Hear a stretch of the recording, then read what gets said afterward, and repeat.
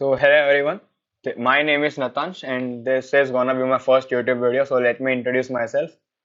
I am an first year engineering student at DII City Gandhinagar. I'm studying right now about electronics and electrical and computer science.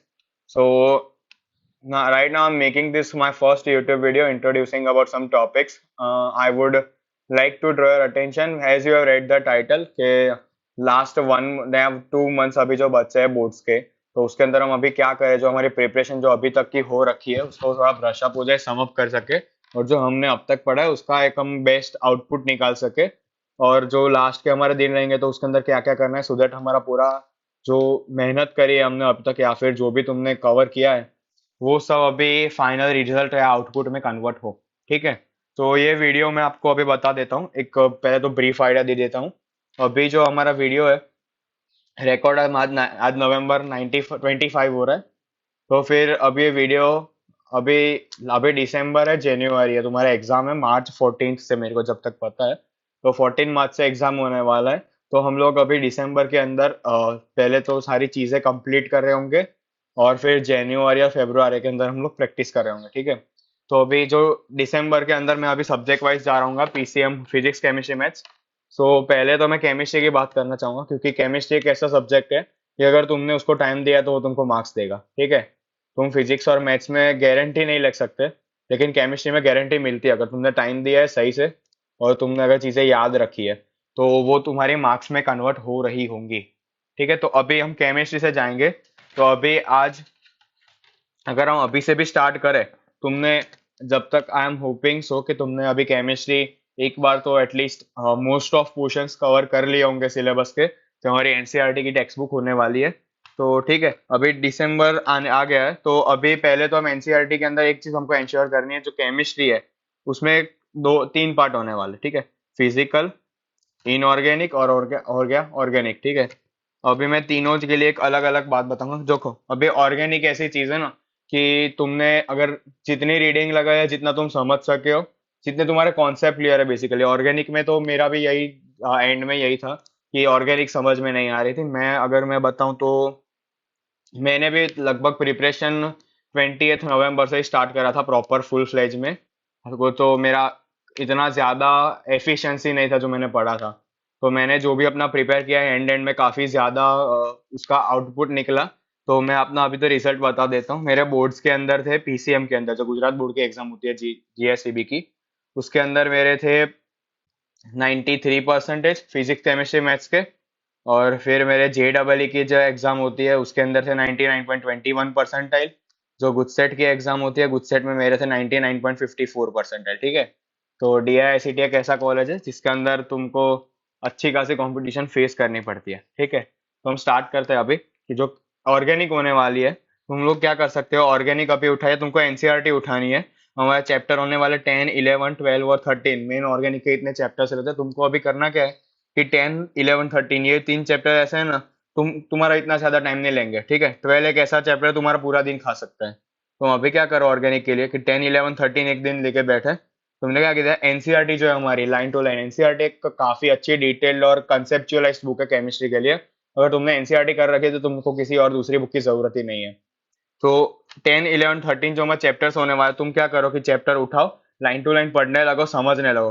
जो NCERT की book होती है, suppose हमारी कोई ऐसी एक book है, तो यहाँ पे जो मार्जिन होता है, ठीक है, तुम क्या करो कि यहाँ पे कुछ एक्सप्लेनेशन दे रखा है, इस मार्जिन में उसके शॉर्ट पॉइंट्स बनाते रहो, छोटा छोटा। सपोज यहाँ पे कुछ लिखा है हेलो ऑर्गेन का फॉर्मूला, ठीक है, C5H12 लिखा हुआ है कुछ, तो तुम क्या करो कि C5H12 ये किधर से आया, ये वाला तुमको इधर लिख देना है कि ये क्या है, उसकी प्रॉपर्टीज क्या है। इन शॉर्ट जो यहाँ पे कंटेंट है उसको तुम यहाँ पे शॉर्टलिस्ट कर सकते हो कि जब तुम एग्जाम के अगले दिन बैठो तुमको ये पूरा ना पढ़ना पड़े, तुम इतना सिर्फ देख लो। ठीक है, तो भी तुमको सब याद आ जाए, इसलिए मैं बोल रहा हूँ।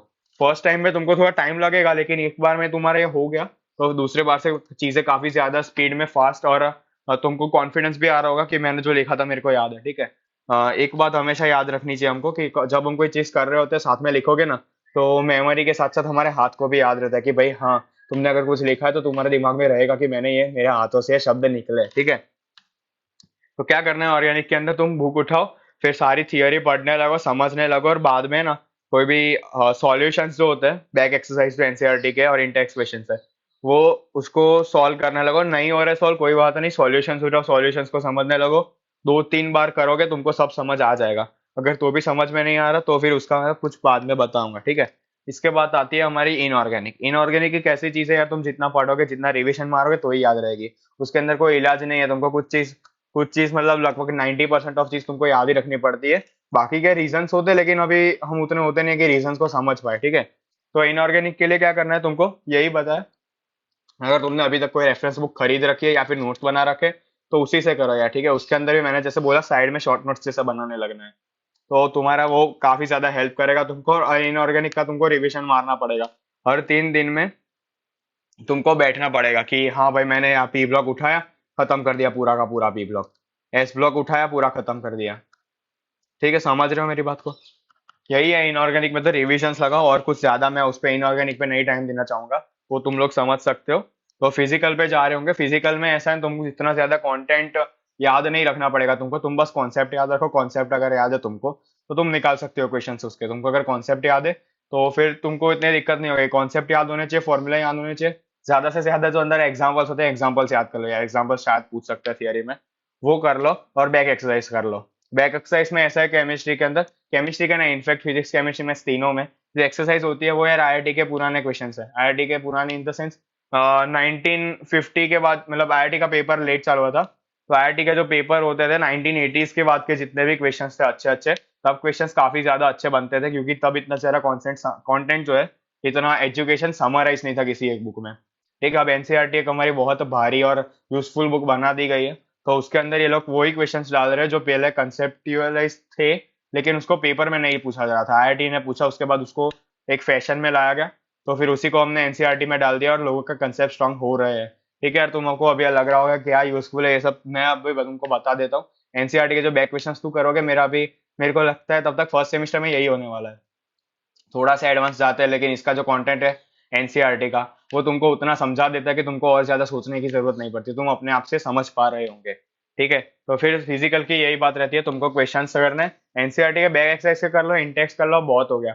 और तुमको, मैं अभी सब्जेक्टिव की बात करूँ, जो 50 मार्क्स के ऑब्जेक्टिव होते हैं हमारे टाइम पे जो थे, तो उसके अंदर तुमको क्या है कि उसका थोड़ा प्रिपरेशन ज्यादा करना पड़ेगा, क्योंकि एमसीक्यू एक ऐसी चीज है, अगर तुमको उस टाइम पे क्लिक किया तो नहीं हो जाएगा, वरना नहीं होगा। ठीक है, एमसीक्यूज में मेजर लोगों के मार्क्स जाते हैं। तुमको क्या करना है, एमसीक्यूज की बात हम बाद में करेंगे, लेकिन फिजिकल, इनऑर्गेनिक और ऑर्गेनिक सब में मेनली तुमको कंटेंट पता होना चाहिए, तुम्हारा कॉन्सेप्ट क्लियर होना चाहिए। अगर एक पेज लेके बैठो यार, कि मैं चैप्टर लेके बैठा हूँ, मेरे को एक चीज भी समझ में नहीं है, या फिर ऐसा लगा कि ये चीज मैंने समझ रहे हो, मतलब फील नहीं आ रही है तुमको, ठीक है, समझ रहे हो कि मैं विजुअलाइज नहीं कर पा रहा हूँ, उसको लिख दो साइड में। तुम सिर्फ सर से जाके इतना बोलोगे कि इसमें यार मजा नहीं आ रहा, वो मजा नहीं आ रहा जो वो फिजिक्स में आता है, या फिर मेरे को जो कुछ और चैप्टर्स, मतलब कोई भी तुमको अच्छा लगता है उसमें आता है, वो सर तुमको फील करवा देंगे। ठीक है, वो सर तुमको करवा देंगे। वो सर के ऊपर छोड़ दो, तुम अभी बस इतना करो, टाइम दो अपना, बैठो, वो उतना जो भी कंटेंट है, कंसेप्ट है, उसको क्लियर करो। उसके बाद क्वेश्चंस लगाओ, क्वेश्चंस नहीं हो रहे हैं उसके सॉल्यूशन समझो, प्रोसेस करो उसको, कहाँ से ला रहा है वो लोग, वो सॉल्यूशन जिसने लिखा वो कैसे सोच रहा है, तुम उसको। अभी देखो ऐसा है, 12th में तुमने अब तक जो किया है, काफी ज्यादा मेहनत तुमने करी होगी। ठीक है, तुमको अभी लग रहा है मैं कुछ नहीं पढ़ा, या फिर तुमको अभी लग रहा है कि मेरे को सब कुछ आता है। ऐसा नहीं है यार, उसको तुम अभी, मतलब हम लोग क्या है कि जब तक एग्जाम नहीं होती सबको, हमको सबको यही लगता है कि मेरे को ज्यादा कुछ आता नहीं है, मैंने बस पढ़ रखा है। बहुत ही कम ऐसे लोग होते हैं जिनको मेरा कॉन्फिडेंस होता है कि हाँ भाई मैं तो फोड़ के ही आने वाला हूँ। ठीक है, तो अभी जो भी है, तुमने अभी जो कर रखा है वो ही अभी के लिए तो काफी नहीं है। तो तुम क्या करो कि ये जो मैंने बोला, तुम कॉन्सेप्ट क्लियर कर लो, क्वेश्चंस लगा लो, सॉल्यूशन समझ लो, बहुत है। अभी थोड़े टाइम के लिए बहुत है। तीनों सब्जेक्ट का हो जाए, उसके बाद तुम और ज्यादा सोच सकते हो आगे। आगे भी क्या करना है वो भी मैं इसी वीडियो में बता रहूंगा बाद में। ठीक है, केमिस्ट्री की ये बात हो गई। फिर अपन जाए अभी मैथ्स के ऊपर। ठीक है, मैथ्स में ऐसा है, मैथ्स के एनसीईआरटी का क्वेश्चंस काफी अच्छे और स्ट्रॉन्ग इनफ है तुम्हारा कंसेप्ट क्लियर करने के लिए। और यार फ्रेंकली कहूँ तो मैथ्स के पेपर में लास्ट 3-4 सालों से तो ये पैटर्न ही है कि वो लोग बाहर के क्वेश्चंस पूछ ही नहीं रहे। ठीक है, 2015-17 तक, 17 तक भी, 2015 में तो भी क्वेश्चंस आते थे जो थोड़े अच्छे क्वेश्चंस थे, थोड़े बाहर के थे एनसीईआरटी के। लेकिन 2017 में तो मुश्किल से एक क्वेश्चन आ रहा है, 18 के बाद तो एक भी क्वेश्चन ऐसा नहीं है जो एनसीईआरटी के बाहर से आ रहा है। ठीक है, मतलब वो लिटरली अंदर से डिजिट्स भी चेंज नहीं कर रहे। जो मैथ्स में क्या करना है तुमको, एक्सरसाइज उठाओ, जैसे हमारा चैप्टर्स हो गए, इंटीग्रेशन जैसा चैप्टर, उसके तुम सारे क्वेश्चंस नहीं कर सकते, ठीक है। इंटीग्रेशन हो गया, लीनियर प्रोग्रामिंग हो गया, प्रोबेबिलिटी हो गया, सारे क्वेश्चंस नहीं करना तुमको, तुमको बस समझना है। सॉल्यूशन उठाओ, पढ़ने लगो। अगर तुमको कंसेप्ट क्लियर करो, concept clear in the sense तुम यार अपने नोट्स बना रखे होगे तुमने, जो भी नोट्स तुमने नहीं बनाए सर ने दिए होंगे, जो भी नोट्स है तुम्हारे पास, जो भी मटेरियल है उसको पढ़ लो एक बार।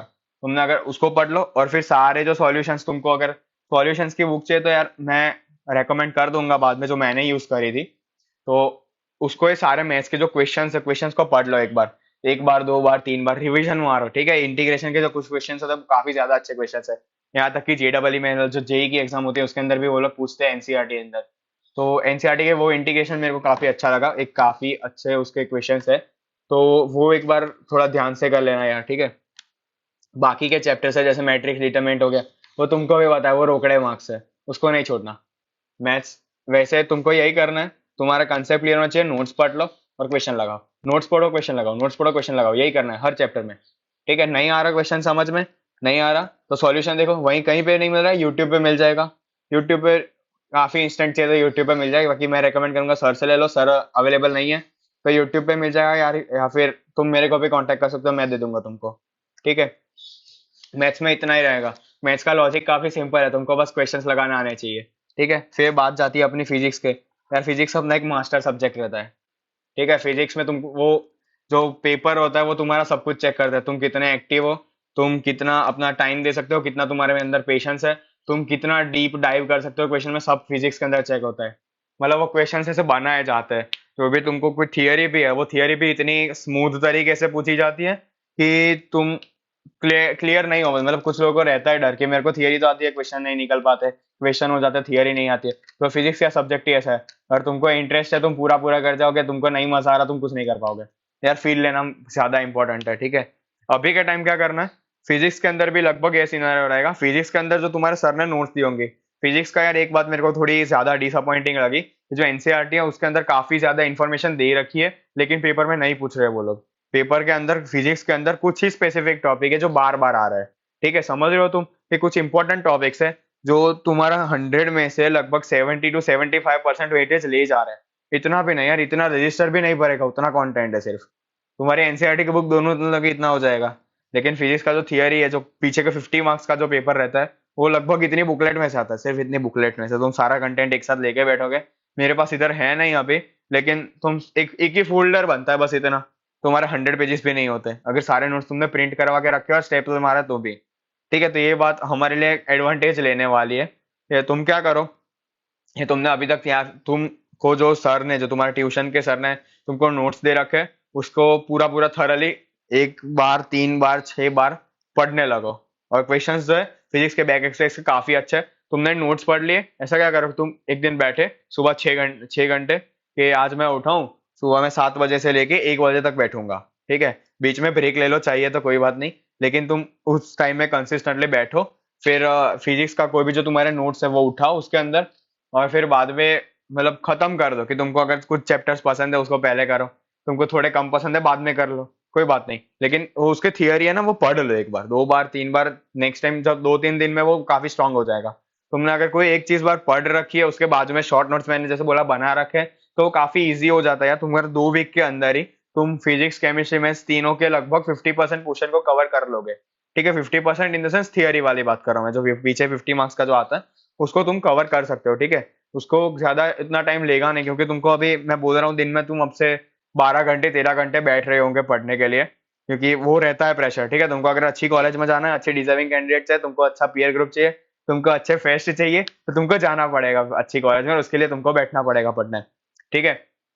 तो बैठना है फिजिक्स के लिए, सुबह 6 घंटे बैठ के थियरी कर ली, दोपहर को खाना खा लिया और फिर वापस बैठ गए, क्या थोड़ी देर कुछ और कर लिया, न्यूमेरिकल्स लगा लिए फिजिक्स के ही। तो तुमको जो चैप्टर पसंद है उसके कर लिए, तुमने जो चैप्टर आता है उसको पढ़ लो, उसके जो न्यूमेरिकल्स है, अगर तुमको सारे न्यूमेरिकल्स नहीं करना है, न्यूमेरिकल्स जो भी है उसके, तो तुम बस उसके सॉल्यूशंस देख लो, 3-4 बार सॉल्यूशन देख लो, तो हो जाएगा, लगभग हो जाएगा। तुम रिवीजन मारने लगोगे फिर तो होने लगेगा, ठीक है। तुमको अगर कंसेप्ट पता है, तो तुमको पता है कि flux enclose Q by epsilon not ही होने वाला है, तो तुमको इतनी दिक्कत नहीं होगी हर क्वेश्चन में। तुमको पता है चार्ज एनक्लोज कितना आने वाला है, बस वही करना है, तो वो तुमको क्वेश्चन से पता चल जाएगा, ठीक है।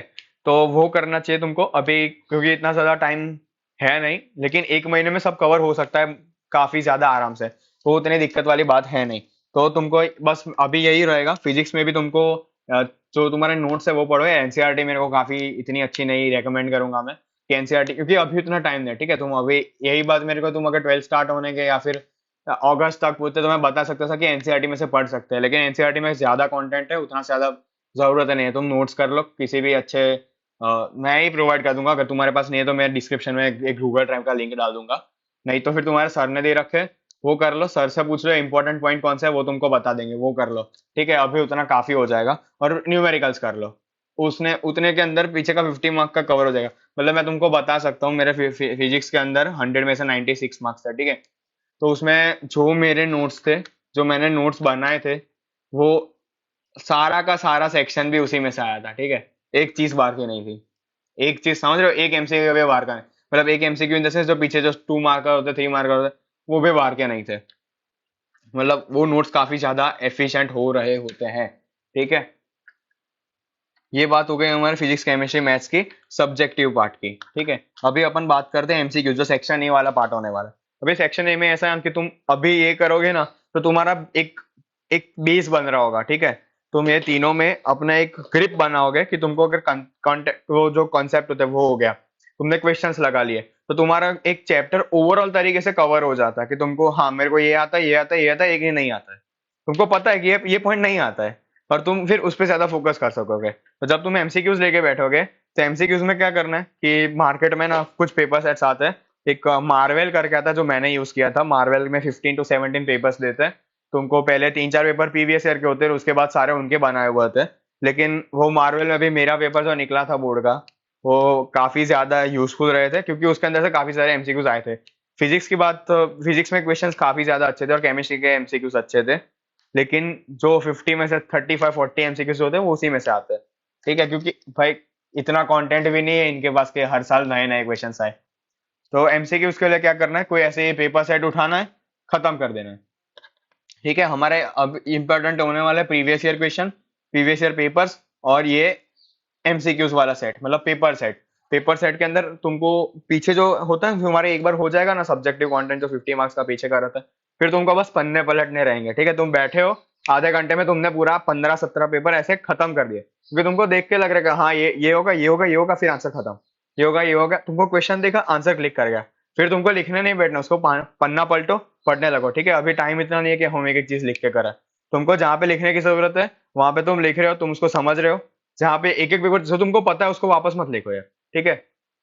पीछे बैठना है, पन्ने पलटते जाना है। सब्जेक्टिव हो गया, एक बार में पूरा सब्जेक्टिव खत्म कर दिया। उसके बाद एमसीक्यूज लेके बैठे रात को। यार क्या करूं, मैं कैसे करता था एमसीक्यूज के, रात को मैं 10 से 12, ये मेरा एमसीक्यूज का टाइम था कि जो एमसीक्यूज आया सॉल्व करो, टिक मारो, नहीं आया सर्कल करो, सॉल्व करो, टिक करो। वो काफी स्पीड टेस्ट राउंड रहता था। दूसरे दिन सुबह थियरी करता था, फिर खाने के बाद वो थोड़ा नींद टाइप रहता है, ठीक है।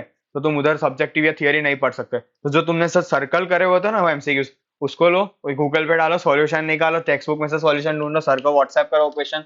वैसा कुछ ही करता था, तो उससे हो जाता था, एमसीक्यूज कवर हो गए थे मेरे। तो यही करना है तुमको। कोई ऐसा टाइम स्लॉट चुन लो जिसमें तुम ऐसे एकदम फुल स्पीड के अंदर तुम एमसीक्यूज निकाल रहे होंगे। नहीं आ रहा, सर्कल करो, हो गया, टिक मारो। कुछ कभी कभी क्या होगा, पहले टाइम के तुम्हारे एमसीक्यूज नहीं निकलेंगे, ठीक है, कोई बात नहीं। तुमको जो आता है वो करते जाओ बस। जो सर्कल हुआ वो दूसरे दिन देख लेना, वो हो जाएगा। तो यही है यार एमसीक्यूज के अंदर। मैं तुमको बता सकता हूँ, प्रीवियस ईयर के पेपर कर लो, मार्वल कर लो। प्रीवियस ईयर के पेपर भी इतना तुमको ऑफिशियली नहीं मिल पा रहे, मैं नीचे लिंक दे दूंगा डिस्क्रिप्शन में, चेकआउट कर लेना। उधर से भी हो जाएगा तुम्हारा सब कुछ कवर। और बाकी केमिस्ट्री में भी यही रहेगा, एमसीक्यूज अच्छे पूछते हैं शायद, तो तुम कर सकते हो। हाँ, जो एक एक बात रह गई केमिस्ट्री के अंदर, जो बायोमोलिक्यूल पॉलीमर और केमिस्ट्री एरोड, यार ये चैप्टर मत छोड़ना। ये मैं आज भी रिग्रेट कर रहा हूँ, मेरे केमिस्ट्री में 87 थे, ये 87 97 बन सकते थे, ये नहीं बने बायोमोलिक्यूल्स की वजह से, ठीक है। मैंने बायोमोलिक्यूल्स पेपर के 3-4 दिन पहले सही से रिवाइज नहीं कर पाया था मैं, इसलिए वो छूट गए बायोमोलिक्यूल्स के। मैंने बहुत सारे क्वेश्चंस मतलब छोड़ देने पड़े, या फिर मतलब गलत हो गए। छोड़ा एक भी नहीं था, नेगेटिव नहीं होता इसमें, तो फिर गलत हो गए बायोमोलिक्यूल और पॉलीमर के। लेकिन ये मेरे को काफी ज्यादा हेल्प हुआ जेडबल में, क्योंकि ये मेरे को पता चला ये चैप्टर छोड़ने वाले नहीं है, बहुत आसान क्वेश्चन आते हैं, ठीक है। तो बायोमोलिक्यूल कर लेना है, पॉलीमर कर लेना, और केमिस्ट्री वो उसका रीडिंग लगाते रहो तुमको। बस वो ऐसा क्या होगा ना कि तुमको आने वाला सिर्फ एमसीक्यू में, वो सब्जेक्टिव में आने वाला है नहीं। तो एमसीक्यू में क्या होगा कि ऑप्शन है, तुमको कुछ हाँ ये ऐसा कुछ सूट कर रहा है, देख तू देखने लायक है, ये कहीं पे देखा हुआ है तो तुम टिक लगा सकोगे। इसलिए उधर यही रहता है, तुम्हारा गेम ही उसके अबाउट है कि तुमने अगर देखा हुआ है, याद है तुमको, टिक लगा दो बस। तुमको कंफ्यूजन है रहेगा दो ऑप्शन में कंफ्यूजन, चारों चार में कंफ्यूज नहीं रहोगे। और मतलब ये उससे तो अच्छा है कि तुमको कुछ नहीं आता है, तुम दो में से टिक मार दो किसी को तो भी 50% प्रोबेबिलिटी है तुम जीत जाओगे उसमें। लेकिन ट्राई करो कि पूरा पूरा याद करके जाओ, पूरा पूरा याद वैसे नहीं होता, ये सच बात है। लेकिन हाँ, बायोमोलिकुलर पॉलीमर थोड़े ज्यादा इंपॉर्टेंट है केमिस्ट्री इन एवरीडे लाइफ में से। मुश्किल से एक क्वेश्चन आएगा, वो तुम छोड़ सकते हो, एक क्वेश्चन दो क्वेश्चन, ज्यादा से ज्यादा नहीं। ठीक है, हमारे में सीन हुआ था थोड़ा, उसका वेटेज 2 मार्क का था, लेकिन 4 क्वेश्चन आ गए थे उसके एमसीक्यूज में। लेकिन चलता है, इतना तो वो करते हैं, क्योंकि पेपर को उनको भी थोड़ा टफ बनाना है, कंपटीशन उधर भी है। ठीक है, इसलिए बाकी इतना ही है, तुमको बस कवर करना है। क्या करो, एक चीज एक याद रखना, ठीक है, अभी कोई भी नेगेटिव चीज दिमाग में नहीं डालनी है। तुम कहीं से अगर कुछ तुमको नेगेटिव बातें आ रही है, कुछ ऐसा लग रहा है कि ये अभी मेरे को डिस्टर्ब कर रहा है, पढ़ने का एनवायरमेंट तोड़ रहा है, दो कान दिए भगवान ने, एक कान से सुनो, एक कान से निकाल दो। ठीक है, मोबाइल एडिक्शन कम कर दो यार, मोबाइल में अभी कुछ ज्यादा है नहीं। ये वीडियो देख रहे हो, वीडियो देखने के बाद बंद करो, पेपर उठाओ, पेन उठाओ, टाइम टेबल बनाओ, पढ़ने बैठो। ठीक है, ये लास्ट का 1 महीना है, तुमको डिसाइड करा तुम कौन सी कॉलेज में जाओगे। यार मैंने ऐसे बहुत लोग देखे हैं, सिर्फ नेगेटिव इम्पैक्ट की वजह से उनका काफी डाउन हो गया रिजल्ट। मतलब वो नहीं होता कि अगर तुमने आज पढ़ा नहीं है, तुमको रात को नींद नहीं आएगी, मेरा ये बाकी है, ये बाकी है, और वो एक सीरीज बनती जाएगी, 10 दिन 15 दिन कहाँ निकल गए पता नहीं चला।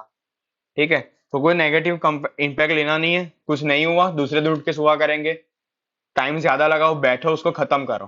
ठीक है, अगर तुमने अपना इनपुट डाला है, तुम अपना 100% दे रहे हो, तो भाई एग्जाम में भी तुम्हारा 100% आउटपुट आने वाला है, ये मान के चलो। ठीक है, अगर तुमने वीडियो देखा है, मतलब तुमको पता है अभी क्या करना है, तुमको अंदर से इच्छा है कि हाँ ये मैं कर सकता हूँ अभी, तो तुमको उठाना है, बैठना है, पेन पेपर लेके टेबल पे बैठो और खत्म करो चीजें। खत्म, हाँ, खत्म करनी है, हो जाए ये खत्म। तुम्हारा दिसंबर में सारा कंटेंट कवर हो जाएगा, एक सारा एक चीज नहीं छूटेगी तुम्हारी, अगर तुमको नहीं छोड़नी है तुम बैठ सकते हो, खत्म कर सकते हो। जनवरी फरवरी फिर भी है, फरवरी तो चलो ठीक भी, हमको स्पेयर मंथ मानते हैं उसको। लेकिन जो जनवरी का टाइम है, तुम उधर प्रीलिम दे दोगे तो तुम्हारा स्कूल में पेपर में भी कॉन्फिडेंस आएगा, एक तुम्हारा पेपर देने का एनवायरमेंट बनेगा, और उसके बाद तुम अपने एमसीक्यूज की भी प्रैक्टिस कर सकते हो आराम से। यार मुश्किल से आधा घंटा लगता है 50 एमसीक्यूज सॉल्व करने में। ठीक है, तो आधा घंटा कर करके तुम दिन में लगभग 500 क्वेश्चन तो आराम से निकाल दोगे। ठीक है, 500 एमसीक्यूज तुमको लग रहा है ऐसा सुनने में, लेकिन हो जाता है। और उन्हीं 500 में से कुछ 50 क्वेश्चन आ जाएंगे, वो लिमिट रहती है। ठीक है, तो एमसीक्यूज के लिए तो बस इतना ही, प्रीवियस ईयर के पेपर उठा दो, और या कोई पेपर सेट ले लो, तुम्हारे जो भी स्कूल के टीचर है, ट्यूशन के टीचर है, तो कोई तुम्हारा मेंटर है, उनसे पूछ लो, या फिर मैं रेकमेंड करूंगा तो मार्वल ले लो, मार्वल के पेपर सेट्स आते हैं। ठीक है, मैं जीएससीबी हूँ पर्सनली, तो ये मेरा जीएससीबी के थोड़ा ज्यादा डिल्टेड था। लेकिन तुम अगर किसी और बोर्ड में हो, तो भी तुम इसको अपना ऐसे मान ही सकते हो, क्योंकि तुम्हारा कॉन्सेप्ट ये तुम्हारा बेस बनेगा। ठीक है, तुम जैसा प्रिपरेशन करोगे वैसा आउटपुट रहेगा, वैसा कॉन्फिडेंस रहेगा, वैसी रात को नींद आएगी, और वैसा ही बाद में कॉलेज आएगी। ठीक है, तो कोई टेंशन नहीं लेनी है, नेगेटिव इम्पैक्ट ले लेना है, मेहनत करेंगे, बेस्ट देंगे, फोड़ेंगे। So that's it for today guys, thank you so much.